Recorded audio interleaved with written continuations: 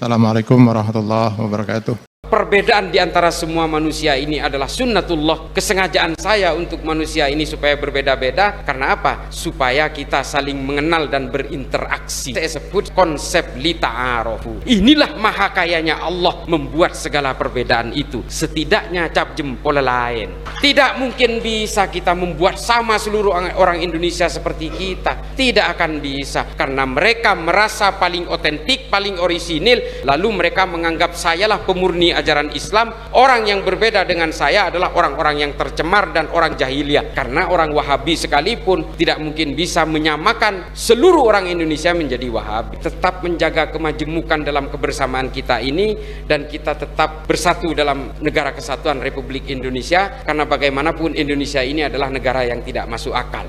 The Impossible State. Cepon akademisi dari Washington University Azizah Al-Hibri, dia mengatakan Indonesia itu adalah impossible state. Orang Islam harus berpolitik supaya ruang-ruang politik ini tidak menjauh dari maqasidus syariah, untuk menjaga hak-hak keislaman kita diakomodasi oleh produk-produk politik. Mohon kita pahami di sini, semua gerakan politik Islam, harokah keislaman kita, siasah Islam kita kemudian melenceng ketika dibelokkan oleh dua kelompok ini, yang dua-duanya hari ini masuk ke negara kita dengan berbagai kelompok-kelompok dan metodologinya.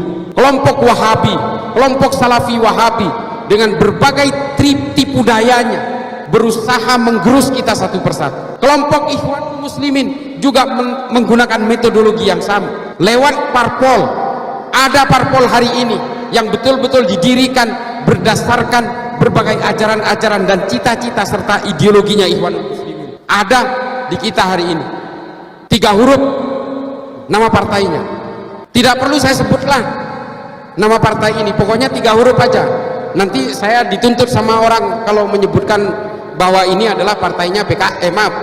Ini adalah betul-betul cabang dari Ikhwanul Muslimin yang berusaha menggerus kita hari ini.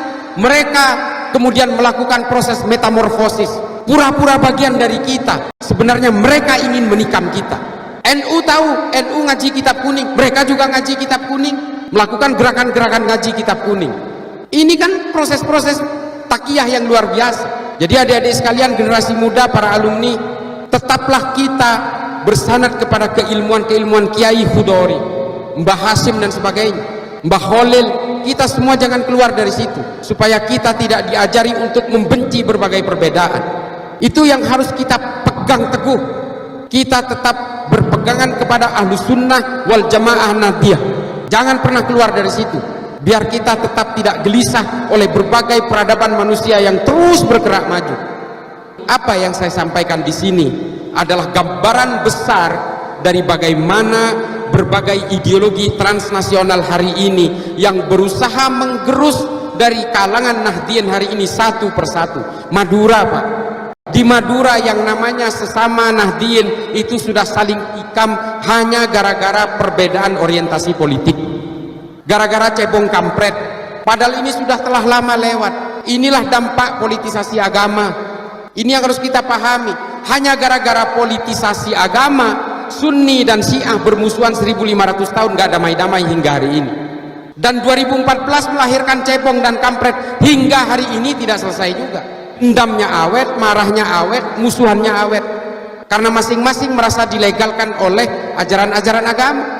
Nah, oleh karena itu, marilah kalangan Nahdien, tetaplah kita berada dalam firqoh-firqoh politiknya kalangan Nahdien. Ini jangan jauh-jauh dari Kiai Yusuf, jangan jauh-jauh. Saya nggak mau nyebut partai, nanti disangkain kampanye politik lagi. Tapi yang tadi karena kelepasan, yang 3 huruf. Maaf, kalau Habib Zaman dari Kemenak itu biasanya masih menyamarkan dengan partai kurang selawat. Tapi saya tadi karena kelepasan, ya mohon maaf. Jadi apa yang saya gambarkan hari ini, bahwa kita harus memperkuat berbagai tali persaudaraan di kalangan Nahdien ini. Kita jangan mau lagi tertipu oleh berbagai pragmatis politik untuk kepentingan sesaat. Kita harus betul-betul menjaga supaya politik Islam masa lalu betul-betul mengilhami gerakan-gerakan harokah-harokah siasah kita hari ini, dan juga supaya bisa mendirikan bangunan yang kuat untuk politik Islam masa depan. Kita harus betul-betul membawa ilmu pengetahuan ini sekuat-kuatnya ke dalam ranah-ranah politik kita. Marilah kita tiru kejayaan Islam masa lalu dengan menggunakan ilmu pengetahuan sebagai penguat tali ukhuwah Islamiyah kita, dan supaya kita tetap berpegang teguh kepada kedamaian, kepada kemanusiaan dan cinta.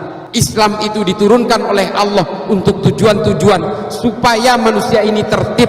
Tidak mungkin Islam ini diturunkan supaya manusia membuat huru-hara. Makanya kemudian para ulama NU pada masa lalu pasca kemerdekaan merumuskan supaya kita tidak saling tikam dalam satu keimanan, supaya kita tidak saling tikam dalam sesama anak bangsa. Kemudian disepakati bahwa al-asobiyahnya Indonesia itu adalah Pancasila.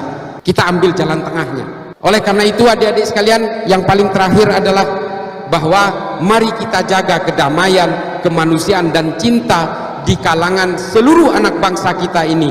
Jangan lagi kita terpengaruh oleh berbagai kepentingan-kepentingan politik yang sifatnya sektoral, yang sifatnya parsial, yang sifatnya betul-betul eksklusif. Kita harus berpolitik atas nama Islam dan atas nama negara, atas demi keutuhan negara kesatuan Republik Indonesia. Semoga Allah senantiasa menuntun kita di jalan yang diridhoinya. Aku qouli hadza, astaghfirullah li wa lakum. Wassalamualaikum warahmatullahi wabarakatuh. Terima kasih.